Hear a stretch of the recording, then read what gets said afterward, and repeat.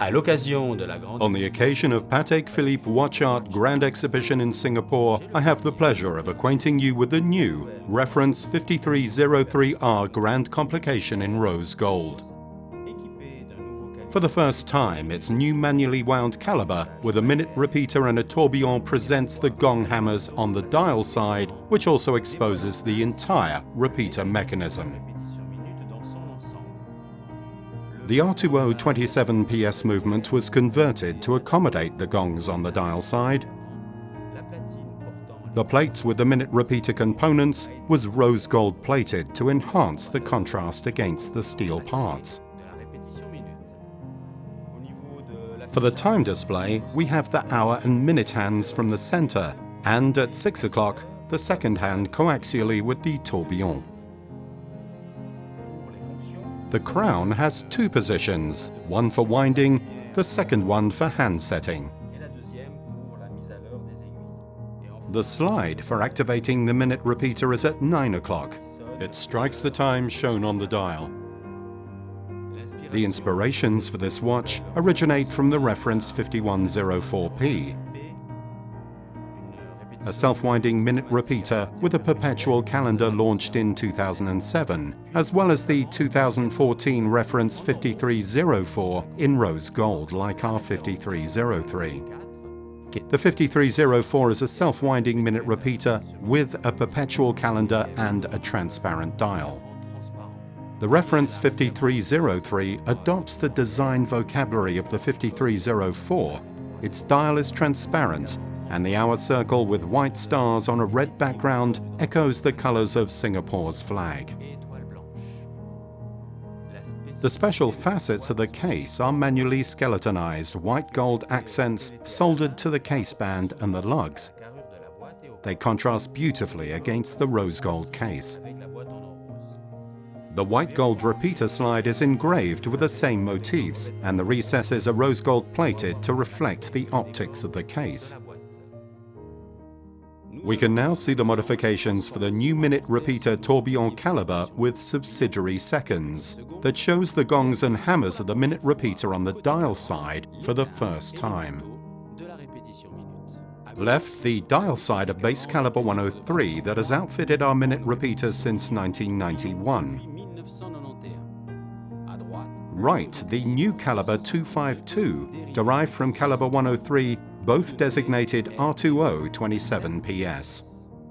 The plate was enlarged to 31.6 millimeters to accommodate the gongs, and it was pierced to reveal the tourbillon cage. The hour beak that samples the number of hours to be struck was skeletonized for aesthetic reasons. The quarter rack that samples the number of quarter hours to be struck was adapted to the new position of the hammers. The minute rack that samples the number of minutes was modified as well. A support bridge on the dial side of the plate was added for the new hammers. Turning the movement around, we can see that the bridge used to cover the strikework barrel was newly designed to offset the emission of the hammers. The hammers have been shifted to the dial side. They're now located between the hammer support bridge and the new upper hammer bridge. Back to the movement, the two gongs that were originally located on the bridge side were shifted to the dial side and received a new boss that is attached directly to the case band.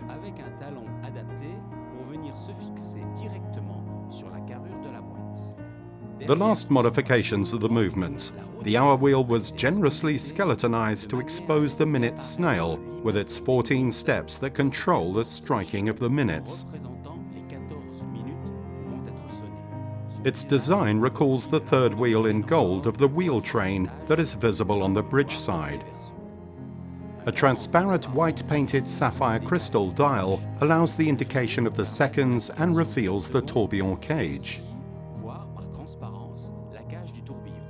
To enhance the view of the movement from the other side, it is endowed with a skeletonized white gold wreath. To expose as much of the minute repeater as possible, the dial was enlarged to the maximum extent and now shows only the hour circle with the colors of the Singapore flag.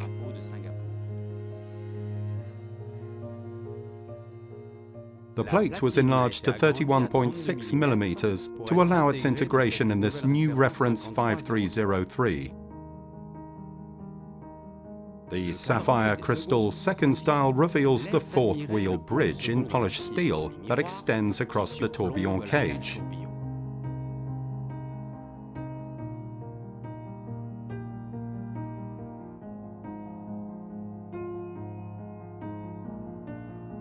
When the minute repeater slide is actuated, the hour beak drops on its snail and samples the number of hours to be struck.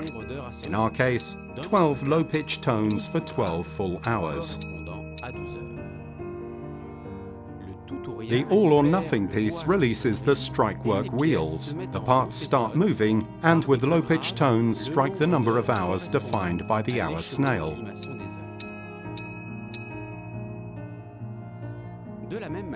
In the same way, to strike the correct number of quarter hours, the quarter rack samples the steps 0, 1, 2 or 3 to obtain the number of quarter hours that are then struck with double high-low tones.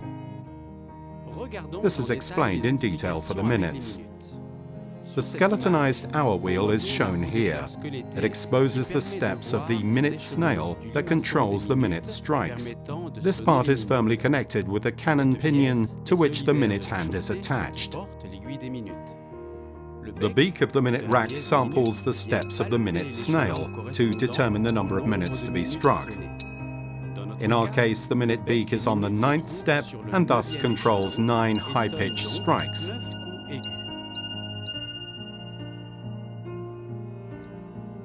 If we have a closer look at the design of the hammers, we can see that they are flattened at the ends so that they can move freely beneath the hands to strike the gongs.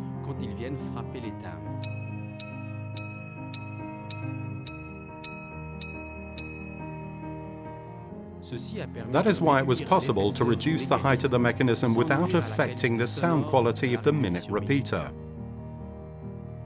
Ordinarily, the hammers are located on the bridge side and are mirror polished.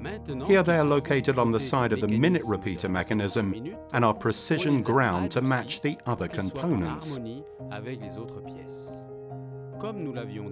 As was already the case with the reference 5531 World Time Minute Repeater launched in New York to coincide with the 2017 exhibition there, we again decided after various tests to attach the gongs to the caseband, and in this reference, in the interest of a clearer, more distinctive sound.